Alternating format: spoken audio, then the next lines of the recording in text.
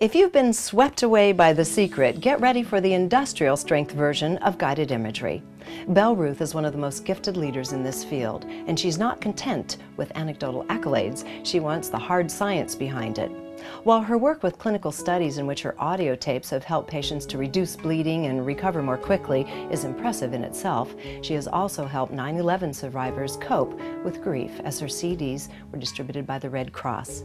In addition, she is helping war veterans leave their horrifying past behind. Meanwhile, the HMOs smell savings and now use her work to quicken healing so that hospital beds can turn more quickly. Meet Belleruth. This culture is going about trying to lose weight. Well, don't get me off on the culture, because I mean, we're nuts about weight in this culture. Yeah, we are nuts, but go ahead and launch on the culture. Let's talk about it. It's totally skitsy. I mean, people are obsessed with weight. As a result, they're focused on weight, and possibly as a result, they can't stop doing everything wrong for themselves. But I remember after I worked on this imagery, I used to be a very skinny kid, so weight really wasn't in my field of vision. I didn't think about it much. But after I got done with the research and I saw how crazy people were and how they beat themselves up over their weight, for the next 3 years, every time I gave a keynote, I introduced myself by giving my age and my weight. Oh, interesting. I always got a standing ovation. How brave. Too. But anyway, but it was sort of like, yes, this is what 168 pounds looks like. Yeah. It isn't so bad. You know, get over it. Anyway.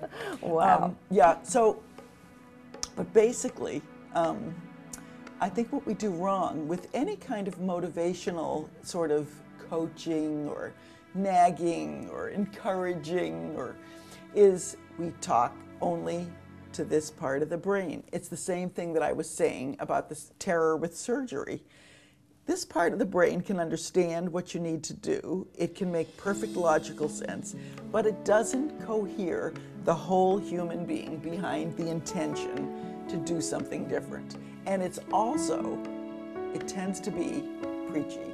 Yeah. A little bit like this. Mm-hmm. And we know, motivational psychologists know, that you want to encourage somebody to do something, you use the carrots, not the sticks. Mm-hmm. So with this imagery, what I do, and the other thing about weight loss is people start really disliking themselves. There's a certain logy, fatiguey, depression that goes with low self-esteem ends up exactly at the root of it. And dislike of the body, right, which is a killer for weight loss.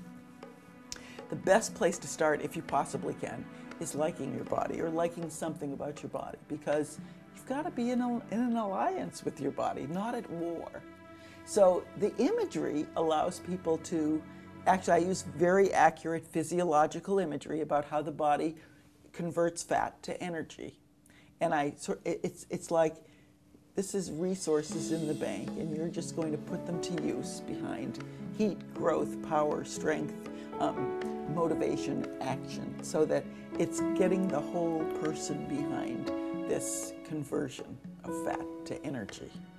And I try to portray the way the enzymes and the proteins and the fat sort of does this exquisite dance of creation in the body to release these fabulous resources, so that listening to it, you couldn't help but be taken with the genius of your body.